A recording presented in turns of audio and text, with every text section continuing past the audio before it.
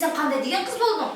Apam aytgan sizni juvat deb. Жуубасаңыз жок балаңызда карабайсыз өзүм жууп алам.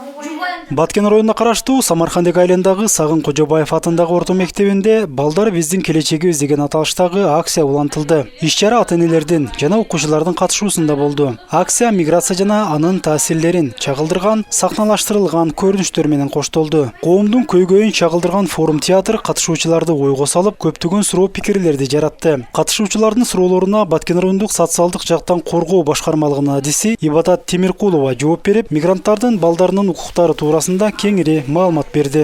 Бул миграция деген мен оюмча бул адамдарга көбүнчө жаш балдарга терс таасирин тийгизип аткан учуру, себеби балдардын психикалык жактан ооруп калуусу же болбосо жабыр тартып калат, артка чегинип атат, алдыга умтула албай атат, коркоктук сезим пайда болуп жатат. Ал эми ата-энелер акча үчүн кызыгып балдарын таштап кетип жатат. Бирок балдарын таштап кеткен учурда дагы ата-эне документ менен таштап кетсе, анда бул жакшы болмок деп ойлойм.